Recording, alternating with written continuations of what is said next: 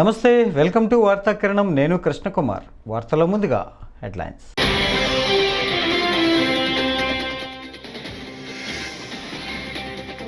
కాంగ్రెస్ కార్యకర్తలు ఒక్కసారి నడుము బిగిస్తే ఏ మీడియా పనికిరాదు. మహేష్ కుమార్ గౌడ్ వ్యాఖ్యలు.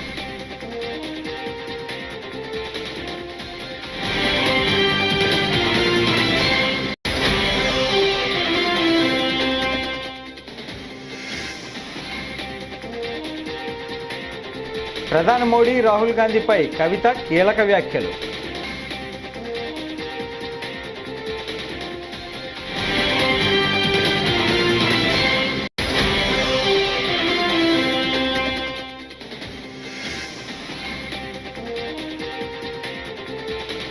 మహాకుంభమేళాలో మంత్రి లోకేష్ దంపతుల పుణ్యస్నానాలు.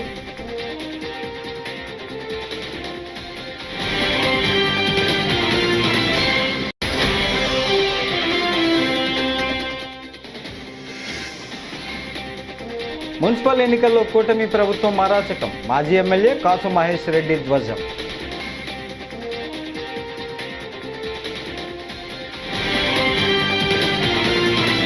ఇక డీటెయిల్స్ చూస్తే, తెలంగాణలోని ప్రతిపక్షాలు సోషల్ మీడియాను అనైతికంగా వాడుతున్నారని, అబద్ధాలు ప్రచారం చేస్తున్నారని టీపీసీసీ చీఫ్ మహేష్ కుమార్ గౌడ్ ఆరోపించారు. కాంగ్రెస్ ప్రచారానికి సోషల్ మీడియా అవసరం లేదని, కాంగ్రెస్ కార్యకర్తలు ఒక్కసారి నడుము బిగిస్తే ఏ మీడియా పనికిరాదని స్పష్టం చేశారు. ప్రభుత్వ కార్యక్రమాల గురించి ఒక్కొక్కరు 10 మందికి చెబితే చాలని ఆయన సూచించారు. అబద్ధాలు చెప్పాల్సిన అవసరం లేదని, వాస్తవాలు చెప్పుకుంటే సరిపోతుందని తెలిపారు.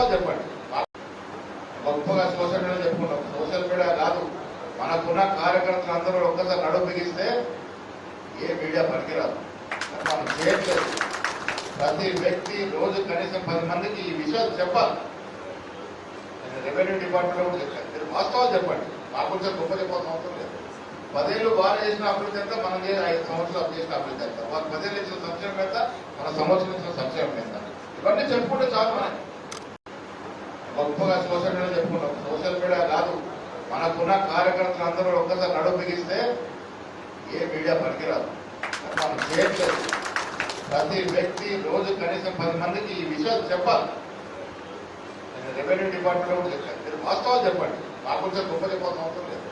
10 ఏళ్ళు బాగా చేసిన అభివృద్ధి ఎంత, మనం 5 సంవత్సరాలు చేసిన అభివృద్ధి ఎంత, వాళ్ళు 10 ఏళ్ళు ఇచ్చిన సంక్షేమం ఎంత, మన సంవత్సరం ఇచ్చిన సంక్షేమం ఎంత, ఇవన్నీ చెప్పుకుంటే చాలు. మనకి తెలంగాణలో బీసీ అంశాన్ని దృష్టి మరల్చడానికి కాంగ్రెస్, బీజేపీ కలిసి నాటకాలు ఆడుతున్నాయని ఎమ్మెల్సీ కవిత వ్యాఖ్యానించారు. కుల సర్వేలో బీసీల తప్పుడు లెక్కల చర్చను పక్కదోవ పట్టించడానికి మోడీ బీసీనా కాదా అన్న చర్చకు సీఎం రేవంత్ రెడ్డి తెరలేపారని ఆరోపించారు. మోడీ బీసీ అయితే ఏంది, కాకపోతే ఏంది, రాహుల్ గాంధీ ఏ మతమైతే మాకేంది, బీసీల జనాభాను సరిగ్గా లెక్క పెట్టాలన్నదే మా డిమాండ్ అని కవిత అన్నారు. పాపన ఓలేదు. ఉదాహరణకు బీసీల గురించి లెక్కలు జరుగుతుంటే పెద్ద ఎత్తున అందరూ కూడా ఉద్యమం చేసిరు. లెక్కలే తప్పున్నాయి, మీరు పెట్టిన జనాభా లెక్కలు బాగాలేవని అన్నారు. అంటే ఆ మాట పక్కకు పోగొట్టాలి అని చెప్పి ఆయన ఏం చేస్తాడు ముఖ్యమంత్రి గారు అంటే, మోడీ గారు బీసీయా కాదా అనే చర్చ మొదలుపెట్టిండు. ఆయన మోడీ గారి మీద మాట్లాడంగానే ఇటుపక్క బండి సంజయ్ గారు మరి రాహుల్ గాంధీ ఏ మతం అని ఈయన మొదలుపెట్టిండు. అంటే ఏంటంటే ఆయనని తిడతాడు, ఈయనని తిడతాడు, మధ్యలో మాత్రం వీళ్ళిద్దరు కలిసి ప్రజలను పట్టించుకునే పరిస్థితి లేదు. మాకెందుకు మోడీ గారు బీసీ అయితే ఏంది, కాకపోతే ఏంది, మాకెందుకు రాహుల్ గాంధీ గారు ఏ మతం అయితేంది, ఏ కులం అయితేంది, మేము అడిగేది ఒకటే, ప్రజల సమస్యలు పరిష్కరించండి. మీరు ఏదైతే జనాభా లెక్కలు చేసిరో అవి సరిగ్గా లెక్క పెట్టండి. ప్రజలకు ఏమైతే హక్కులు రావాలో అది సరిగ్గా ఇవ్వండి. మీరు బిల్లు పెట్టండి, కాంగ్రెస్ వాళ్ళు బీజేపీ వాళ్ళు దాన్ని పాస్ చేయండి. ఇది చేయకుండా ఈ మోడీ గారిది ఈ మతం అని ఒగాయన, ఈ కులం అని ఒగాయన, రాహుల్ గాంధీ గారిది ఆ కులం అని ఒగాయన, మాకెందుకండి? మీరు ఇద్దరు కలిసి ఆడుతున్నటువంటి నాటకం, ఇది డ్రామా ప్రజలకు అర్థమవుతా ఉన్నది. అందుకనే ఇవాళ ప్రతి ఒక్కరు బీఆర్ఎస్ పార్టీని, కేసీఆర్ గారిని గుర్తు చేసుకుంటున్నారు. మీరు చిత్తశుద్ధితోని ఏం చెప్తే అది ప్రజలకు ఇవ్వండి, అంతేగాని దాని వెనకాల ఒక కుట్ర పెట్టి దాన్ని రాజకీయంగా వాడుకొని ప్రజలు హక్కులు అడగంగానే అటు నుంచి బీజేపీ వాళ్ళు వచ్చి మాట్లాడాలి, మళ్ళీ వాళ్ళని తిట్టుకుంటే ఇటు నుంచి కాంగ్రెస్ వాళ్ళు మాట్లాడాలి. మధ్యలో ప్రజల్ని మీరు అగౌరవపరుస్తున్నారు, అవమానిస్తున్నారు. కానీ మా తెలంగాణ బిడ్డలు చైతన్యవంతులు, రాజకీయంగా అన్ని చూసినాం. కుట్రలు తెలంగాణ ఉద్యమ టైంలో చూసినాం, ఎవరేం చేస్తారు, ఎవరేం మాట్లాడతారని. మీ కుట్రలు నడవవు, మీ డ్రామాలు నడవవు. ఖచ్చితంగా జనగణన మంచిగా చేయండి. ఇవాళ 2వ రోజు జనగణన స్టార్ట్ అయ్యి ఒక్క అడ్వర్టైజ్మెంట్ లేదు, ఒక్క ఎక్కడ ఊసు లేదు. దాన్ని పరిపూర్ణంగా నిర్వహించండి. ప్రజలకు న్యాయం చేయాలి, బీసీ బిడ్డలను మోసం చేయొద్దని చెప్పి ముఖ్యమంత్రి గారిని, భారతీయ జనతా పార్టీని ఇద్దరిని కూడా మేము హెచ్చరిక చేస్తా ఉన్నాం. Thank you. జై తెలంగాణ, జై కేసీఆర్. రాష్ట్రంలో శాంతి భద్రతలు పూర్తిగా క్షీణించాయని మాజీ ఎమ్మెల్యే కాసు మహేష్ రెడ్డి అన్నారు. సోమవారం నర్సారావుపేట స్థానిక క్యాంప్ కార్యాలయంలో విలేకరులతో మాట్లాడారు. పిడుగురాళ్ల వైస్ చైర్మన్ ఎంపికతో టీడీపీ ప్రజాస్వామ్యాన్ని అపహాస్యం చేసిందన్నారు. ప్రజల్లో తిరుగుబాటు ప్రారంభమైందని, 9 నెలలు మాత్రమే కావడంతో ప్రజలు భయపడటం లేదన్నారు. కానీ ఈ రోజున చంద్రబాబు నాయుడు గారు తరచూ చెప్పేది ఒకటి, జరిగేది ఇంకొకటి. రాజకీయ సిద్ధాంతాల గురించి, విలువల గురించి ప్రెస్ మీట్లు పెడితే కాదు, సిద్ధాంతాలు విలువలు ఉండేది ఆచరణలో చూపెట్టాలి ప్రభుత్వాలు, అధికారంలో ఉన్నవాళ్ళు. ముఖ్యంగా ఒక చిన్న ఎన్నిక వైస్ చైర్మన్, నేను మొన్న కూడా చెప్పాను, అది గెలిచినంత మాత్రాన వైఎస్ఆర్సీపీ వెంటనే జగన్మోహన్ రెడ్డి గారే ముఖ్యమంత్రి అయిపోడు, లేదు చంద్రబాబు నాయుడు గారు ఏం దిగిపోడు. కానీ అధికార పక్షం తెలుగుదేశం ప్రభుత్వం ఎలా ఈ ఎన్నికని జరిపిస్తుంది, విలువలు పాటించిద్దా, ప్రజాస్వామ్య పద్ధతిలో జరిగిద్దా అని వేచి చూస్తున్నారు ఆంధ్ర రాష్ట్ర ప్రజలు. అంత చిన్న ఎన్నికను కూడా అదిరించి, బెదిరించి, కౌన్సిలర్స్ మీద దాడులు చేసి, పోలీసుల చేత కిడ్నాప్ చేయించి, చివరికి ఎంత దారుణం అంటే నిన్న పాపం ఒక ముస్లిం కౌన్సిలర్ తన సొంత డబ్బుతో ఇళ్లు కట్టుకుంటుంటే ఆ ఇళ్లను కూడా కూల్చేశారు. నిన్న ఆ వీడియో అంతా వైరల్ అయింది, అందరు చూశారు. దానివల్ల మిగతా వాళ్ళు భయపడతారు. అంత సన్నకారు పాపం, ఎస్సీలు, బీసీలు, మైనారిటీలు, వాళ్ళకు ఉండేదే అంతంత మాత్రం ఇళ్ళు ఉంటాయి. రోజు రెక్కాడితే రొక్కాడిని వ్యక్తులు వీళ్ళు. కూలి మీద ఆధారపడి వాళ్ళు కూడా ఈరోజు కౌన్సిలర్లుగా ఉన్నారు. వాళ్ళని బెదిరించి, వాళ్ళేంటి స్వయానా చైర్మన్, అక్కడ చైర్మన్ సుబ్బారావు గారినే నీ ఫ్యాక్టరీకి తాళం వేస్తాం, నువ్వు రాకపోతే నీ బిల్లులు ఆపుతాం, లేకపోతే మీ మీద కేసులు పెడతాం, ఇలా బెదిరించి లాక్కొని ఈరోజు ఒక వైస్ చైర్మన్ ఎన్నిక గెలుచుకున్నారు. పిడుగురాళ్ళు లేదు ఇంకో దగ్గర పోస్ట్పోన్ అవ్వచ్చు, లేదు మొన్న దాదాపు 8-9 మున్సిపాలిటీలో. అవసరమా ఇది? దీన్ని బట్టే తెలుస్తుంది ఎంత దిగజారిపోయినాయి రాజకీయాలు. ఎంత దూరం అన్నా తెలుగుదేశం వాళ్ళు మెషినరీని, పోలీసుల్ని, లేదు అధికారులను వాడుకొని భయభ్రాంతులను చేసి, ఇది ఈరోజు నేను ఇందాక అన్నట్టు ఇప్పుడు వెంటనే ప్రభుత్వాలు మారిపోవు, కానీ ప్రజలు గమనిస్తున్నారు. ప్రజాస్వామ్యానికే ఆపద తీసుకొస్తుంది ఈ తెలుగుదేశం ప్రభుత్వం. అక్కడే కాదు, నిన్న మీరు దెందులూరు చూస్తే అక్కడ చింతమనేని ప్రభాకర్ గారు ఎంత బూతులు తిట్టి మళ్ళీ కేసులు, మళ్ళీ అబ్బాయి చౌదరి మీద. ఇవన్నీ కూడా ఒక తార్కాణం ఎలా ఈ ప్రభుత్వం దిగజారిపోతుంది. చెయ్యాల్సిన పనులు, ఇచ్చిన హామీలు నిలబెట్టుకోకుండా ప్రజలు నిలదీస్తారనే భయంతో పక్కదారి పట్టడానికి ఈరోజు ఈ గొడవలు. ఏది ఏమైనా జగన్మోహన్ రెడ్డి గారి నాయకత్వంలో ప్రజాస్వామ్య పద్ధతిలోనే మేము ముందుకు పోతాం. తప్పకుండా ప్రజల వద్దకు పోయి ఎండగడతాం. ఎక్కడ జంకేది లేదు. ఈరోజు ఏదో భయభ్రాంతులు చేసి బెదిరించి, లేదు డబ్బులు ఇచ్చి 2-3 లక్షలు ఓ కొంతమంది కౌన్సిలర్స్ లాక్కున్నంత మాత్రాన వైఎస్ఆర్సీపీ ఎక్కడా బెదర్దు, క్యాడర్ కిందకు పోయేది లేదు. జగన్మోహన్ రెడ్డి గారి బొమ్మతో ఈరోజు ఆ కౌన్సిలర్ని గతంలో సృష్టించాం. ఇటువంటి వాళ్ళని ఒక 100 మందిని సృష్టించే దమ్ము, ధైర్యం జగన్మోహన్ రెడ్డి గారికి ఉంది, ఈ పార్టీకి ఉంది. ఒకళ్ళిద్దరు మారినంత మాత్రాన, రాజ్యసభలో వాళ్ళు పోయినంత మాత్రాన, ఎమ్మెల్సీలు మారినంత మాత్రాన, లేదు కౌన్సిలర్స్ని లాక్కున్నంత మాత్రాన ఈ పార్టీ చెక్కు చెదరదు. ఎందుకంటే పైన జగన్మోహన్ రెడ్డి గారు, కింద కార్యకర్తలు అండగా ఉన్నారు, నికార్సుగా ఉన్నారు, ధైర్యంగా ఉన్నారు. ముందుకు పోతాం. ప్రజాస్వామ్య పద్ధతిలో ప్రజాక్షేత్రంలో తెలుసుకుంటాం. రేపు జరగబోయే లోకల్ బాడీ ఎన్నికల్లో కూడా తప్పకుండా మాకు చేతనైనంత వరకు పోరాటం చేస్తాం. వాళ్ళు చేస్తున్న అఘాయిత్యాల్ని ఎండగడతాం. అలాగే వాళ్ళు ఏదైతే మాట నిలబెట్టుకో. యూపీలోని ప్రయాగ్రాజ్లో జరుగుతున్న మహాకుంభమేళాకు మంత్రి నారా లోకేష్ హాజరయ్యారు. భార్య నారా బ్రాహ్మిణి, కుమారుడు దేవాన్స్తో కలిసి మహాకుంభమేళాలో పాల్గొని త్రివేణి సంగమంలో పుణ్యస్నానం ఆచరించారు. నెల రోజులుగా జరుగుతున్న ఈ వేడుకలో ఇప్పటి వరకు 53 కోట్ల మంది భక్తులు పుణ్యస్నానాలు చేసినట్లు అధికారులు తెలిపారు.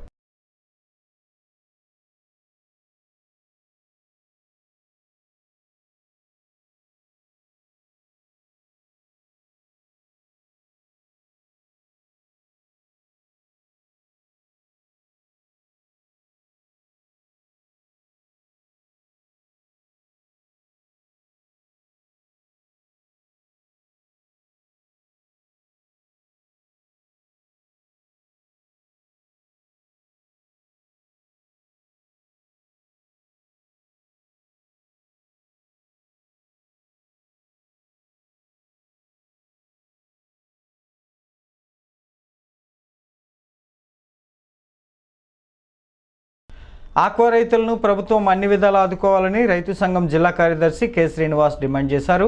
సోమవారం కలిదిండిలోని ప్రజా సంఘాల కార్యాలయంలో రైతాంగ సమస్యలపై నిర్వహించిన సమావేశంలో మాట్లాడారు. గత అనేక సంవత్సరాలుగా ఆక్వా రైతులు నష్టపోతున్నారని ఆవేదన వ్యక్తం చేశారు. పెట్టుబడులు పెరిగి దిగుబడులు రాక ఆక్వా రైతులు తీవ్రంగా నష్టపోయి అప్పుల ఊబిలో కూరుకుపోయి తీవ్ర సంక్షోభంలో ఉన్నారని అన్నారు. కె శ్రీనివాస్, ఆంధ్రప్రదేశ్ రైతు సంఘం ఏలూరు జిల్లా కార్యదర్శి. ఈరోజు రైతాంగ సమస్యల్ని పరిష్కారం చేయడంలో కూటమి ప్రభుత్వం చాలా నిర్లక్ష్యం చేస్తూ ఉన్నది. ఇచ్చిన హామీలు కూడా అమలు చేయడం లేదు. ప్రధానంగా ఇటు కైకిలో నియోజకవర్గ ప్రాంతంలో ఆక్వా విస్తీర్ణం చాలా ఎక్కువ ఉన్నది. అయితే ఆక్వా ఈరోజు సంక్షోభంలో ఉన్నది. ఆక్వా రైతులు మేము అన్ని రకాలుగా ఆదుకుంటామని చెప్పేసి అనేక హామీలు ఇవ్వడం జరిగింది. అయితే ప్రధానంగా విద్యుత్ సబ్సిడీ ఏదైతే ఉందో యూనిట్ రూపాయలకి ఇవ్వాలని చెప్పి సబ్సిడీ ఏదైతే ఉందో అది పూర్తి స్థాయిలో రైతులకు అమలయ్యే పరిస్థితి కనిపించడం లేదు. రెండోది, ఈరోజు ఆక్వాకి ప్రధానంగా రొయ్యలు చేపలకి ధరలు పడిపోతూ ఉన్నాయి. ఈ ధరలు పడిపోయినప్పుడు రైతులు తీవ్రంగా నష్టపోతూ ఉన్నారు. కాస్త ఇవాళ రొయ్యలకి కాస్త ధర ఉన్నా సరే ఇవాళ ఎక్కడ కూడా దిగుబడి ఉన్న పరిస్థితి లేదు. పెట్టుబడులు చూస్తే విపరీతంగా పెరిగిపోతూ ఉన్నాయి. చేప ధర కూడా విపరీతంగా ధర కూడా పడిపోతూ ఉన్నది. ఖర్చులు చూస్తే పెరుగుతూ ఉన్నాయి. అయితే ఫీడ్ ధరలు కొద్దిగా తగ్గిన మాట వాస్తవం. అయితే ఆ కాస్ట్ కూడా విపరీతంగా పెరుగుతూ ఉంది. సరైన దిగుబడి లేక ఆక్వా రైతులు కూడా నష్టపోతూ ఉన్నారు. కాబట్టి ఇవాళ ఆక్వా రైతుల్ని అన్ని రకాలుగా ప్రభుత్వం ఆదుకోవాల్సిన అవసరం ఉన్నది. ఇచ్చిన హామీల్ని అమలు చేయాలని చెప్పేసి కూడా మేము ఆంధ్రప్రదేశ్ రైతు సంఘం తరఫున ప్రభుత్వాన్ని డిమాండ్ చేస్తా ఉన్నాం. గత అనేక సంవత్సరాలుగా ఆక్వా సంక్షోభం ఉండడం వల్ల ఆక్వా రైతులు ఇవాళ తీవ్ర నష్టాల్లో ఇబ్బందుల్లో కూడా ఉన్నారు. అనేక మంది ఆక్వా రైతులు ఆత్మహత్యలు చేసుకున్న ఘటనలు కూడా జరిగినాయి. కాబట్టి ఈ నేపథ్యంలో ఆక్వా రైతుల్ని అన్ని రకాలుగా ఆదుకునే దానికోసం ఇవాళ రాష్ట్ర ప్రభుత్వం నిర్దిష్టమైన చర్యలు తీసుకోవాలని చెప్పేసి కూడా ఈ ప్రభుత్వాన్ని మేము కోరుతా ఉన్నాం. అదేవిధంగా పంట కాలువల నిర్వహణని మేము ప్రైవేట్కి ఇస్తామని చెప్పేసి పద్ధతుల్లో ముఖ్యమంత్రి గారు మొన్న ఇరిగేషన్ సమీక్షా సమావేశంలో చెప్పడం జరిగింది. మరి పంట కాలువల్ని ఇవాళ ప్రైవేట్కి ఇచ్చి ఆ రకంగా చేస్తే కనుక ఇప్పటికే పంట కాలువల నిర్వహణ సక్రమంగా లేక రైతులు ఇబ్బంది పడతా ఉన్నారు. రేపు ఈ ప్రైవేట్కి ఇచ్చి రైతుల దగ్గర మీటర్లు పెట్టి డబ్బులు వసూలు చేయడం అంటే ఇంతకంటే దుర్మార్గం ఉండదని చెప్పేసి కూడా అడుగుతా ఉన్నాం. కాబట్టి ఇటు ప్రధానంగా కల్లిండి ప్రాంతంతో కూడా కృష్ణా డెల్టా పరిధిలో ఉంది. మరి కృష్ణా డెల్టా పరిధిలో పంట కాలువలు కూడా సక్రమంగా ఆధునీకరణ చేయలేదు. మరి ఆధునీకరణ చేయకపోవడం వల్ల శివారు ప్రాంత భూములకు కూడా నీరు అందడం లేదు. ఇవాళ రెండో పంటకి నీరు ఇవ్వకపోవడం వల్ల రైతులు అపరాల పంట సాగు చేసుకోవాల్సిన పరిస్థితి ఏర్పడింది. కాబట్టి కృష్ణా డెల్టా పరిధిలో ఉన్న పంట కాలువలు ఆధునీకరణకు చర్యలు చేపట్టాలి. చాలా చోట్ల పంట కాలువలు ఆక్రమణకు గురయ్యాయి. ఈ పంట కాలువలోకి ఆక్వా కాలుష్యపు నీరుని వదిలేయడం వల్ల కూడా ఇక్కడున్న కొద్దిపాటి వరి కానీ లేకపోతే అపరాల పంటలు కూడా దిగుబడి మీద ప్రభావం చూపిస్తూ ఉంది. దిగుబడి కూడా రావడం లేదు. రైతులు కూడా నష్టపోతూ ఉన్నారు. ఈ నేపథ్యంలో పంట కాలువ యొక్క సక్రమంగా నిర్వహణ చేయాలని చెప్పేసి కూడా మేము ప్రభుత్వాన్ని డిమాండ్ చేస్తా ఉన్నాం. ప్రైవేట్కి ఇచ్చే ఆలోచన విరమించుకోవాలని చెప్పేసి కోరుతా ఉన్నాం. రాష్ట్ర ప్రభుత్వమే పంట కాలువ నిర్వహణ చేపట్టాల్సిన అవసరం ఉందని చెప్పేసి కోరుతా ఉన్నాం. పంట కాలువల కృష్ణా డెల్టా పరిధిలో ఉన్న పంట కాలువల ఆధునీకరణకి అన్ని రకాల చర్యలు తీసుకోవాలి, నిధులు కేటాయించాలి. ఆ రకంగా నీటి సమస్యలు కూడా రాకుండా చర్యలు తీసుకోవాలని చెప్పేసి కూడా ప్రభుత్వాన్ని విజ్ఞప్తి చేస్తా ఉన్నాం. రెండోది, అపరాల పంటలు కూడా తెగుళ్ళు వచ్చి రైతులు నష్టపోతూ ఉన్నారు. కాబట్టి నష్టపోతున్న అపరాల రైతులు కూడా ఆదుకునే విధంగా ప్రభుత్వం చర్యలు ఉండాలి. ఆ తెగుళ్ళు నివారణ చర్యలే కాకుండా దిగుబడులు తగ్గిపోయి నష్టపోతున్నారు. కాబట్టి ఆ రైతాంగానికి నష్టపరిహారం ఇచ్చి ఆదుకోవాలని చెప్పేసి కూడా మేము ఆంధ్రప్రదేశ్ రైతు సంఘం తరఫున కోరుతా ఉన్నాం. రైతాంగ సమస్యల పరిష్కారం కోసం ఈ ప్రభుత్వం అన్ని రకాల చర్యలు తీసుకోవాలి. లేని పక్షంలో రైతులు సమీకరించి ఆందోళన చేపడతామని చెప్పేసి సందర్భంగా మేము తెలియజేస్తా ఉన్నాం. తిరుమల శ్రీవారిని పలువురు ప్రముఖులు దర్శించుకున్నారు. వీఐపీ ప్రారంభ విరామ దర్శన సమయంలో ఏపీ రాష్ట్ర హోంమంత్రి వంగలపూడి అనిత శ్రీవారి సేవలో పాల్గొన్నారు. మరోవైపు మహారాష్ట్ర సీఎం దేవేంద్ర ఫడ్నవీస్, తెలంగాణ రాష్ట్ర మంత్రి పొన్నం ప్రభాకర్ వేరువేరుగా శ్రీవారిని దర్శించుకున్నారు. తొలుత టీటీడీ అధికారులు వారికి స్వాగతం పలికి దర్శన ఏర్పాట్లు చేశారు. దర్శన అనంతరం రంగనాయకుల మండపంలో పండితులు వారికి వేదాశీర్వచనం పలికి స్వామివారి తీర్థప్రసాదాలను అందజేశారు.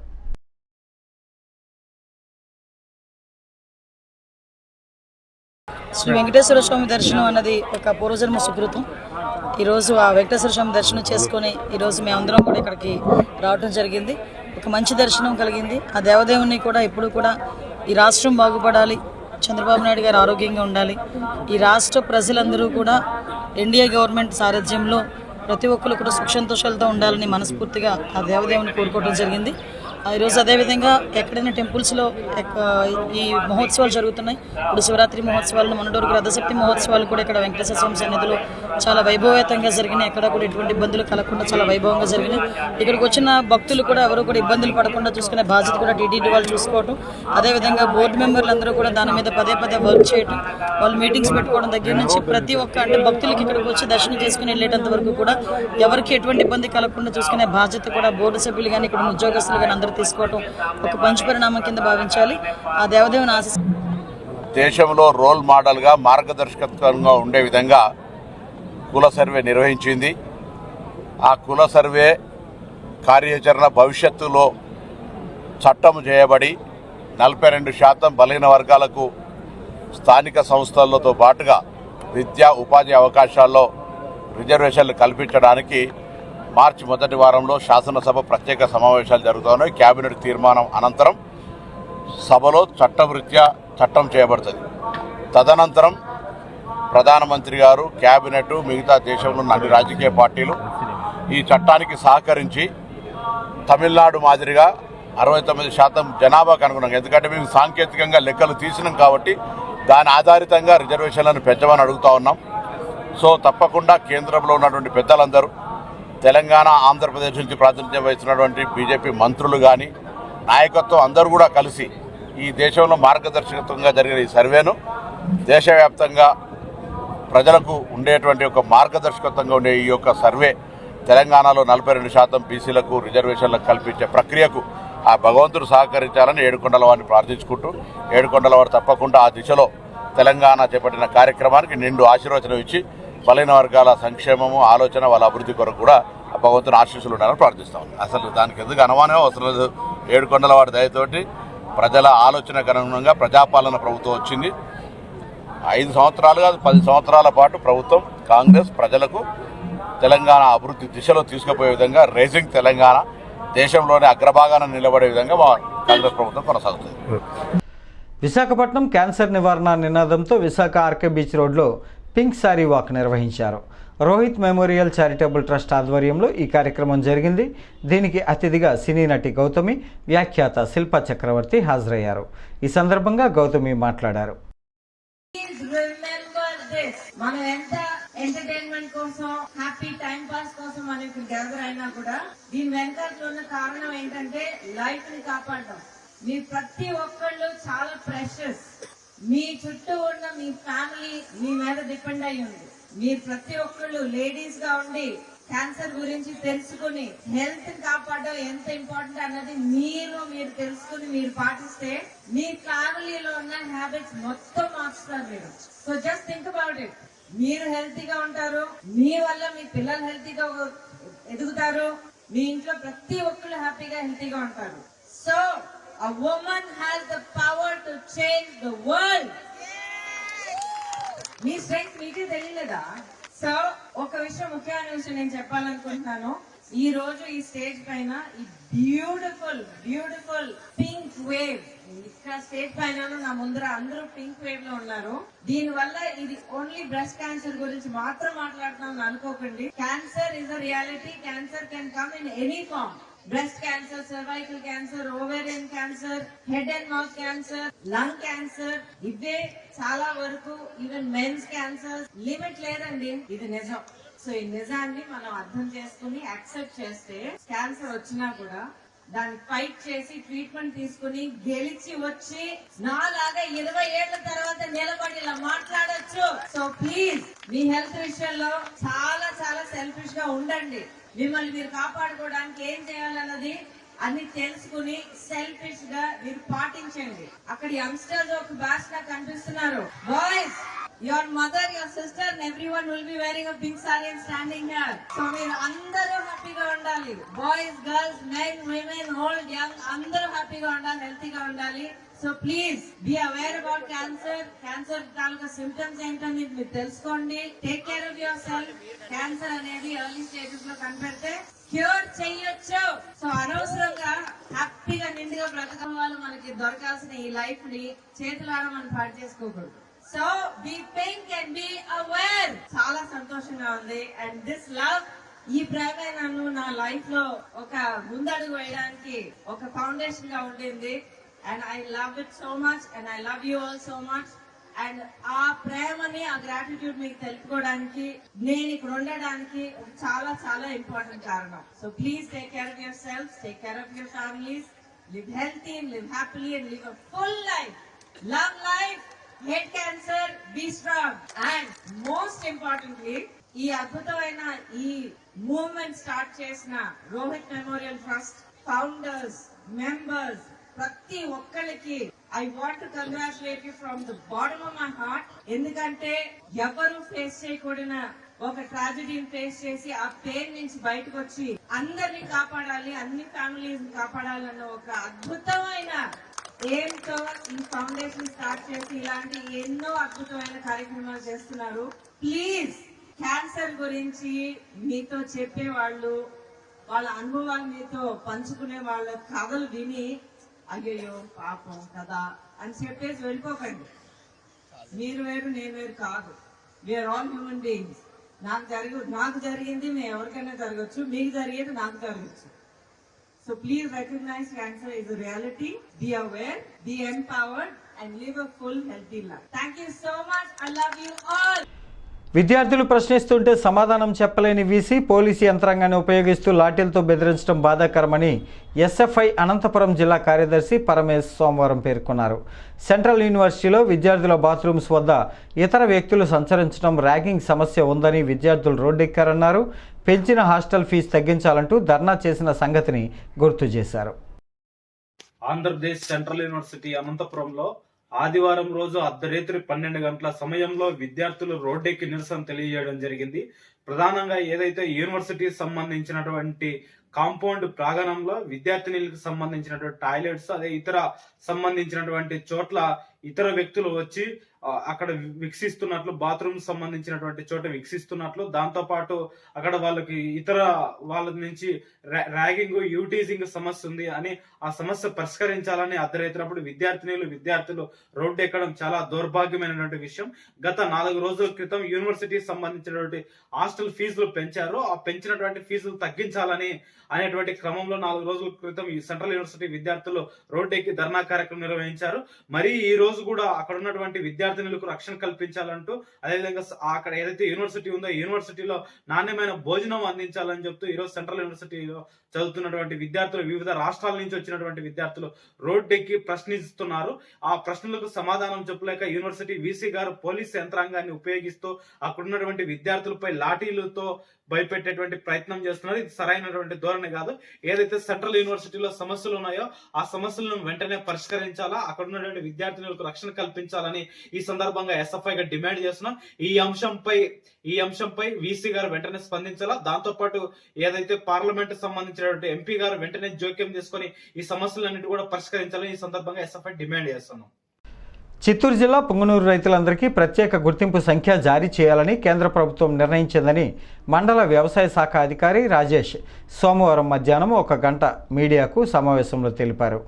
ఈ సందర్భంగా ఆయన మీడియాతో మాట్లాడుతూ కేంద్ర రాష్ట్ర ప్రభుత్వాలు రైతుల కోసం అమలు చేసే సంక్షేమ పథకాల కోసం రైతులందరికీ ప్రత్యేక గుర్తింపు సంఖ్యను జారీ చేయాలని కేంద్ర రాష్ట్ర ప్రభుత్వాలు నిర్ణయించాయని అన్నారు. కాపీ షేర్ చేయండి. ఆ డీటెయిల్స్ అంటే మీ దగ్గర ఫార్మ్ ఉంది కదా, అందులో కాంటాక్ట్ నెంబర్ కూడా ఉంది. ఆ సాఫ్ట్ కాపీ విడగొట్టేయండి. ఏ బ్రాంచ్ కా బ్రాంచ్, అందరికి పనికి వెళ్తున్నారా అనేది కూడా చూడండి. కమ్యూనిటీ సంబంధించిన వర్క్ ఎక్కడైనా చేస్తున్నారా అనేది కూడా.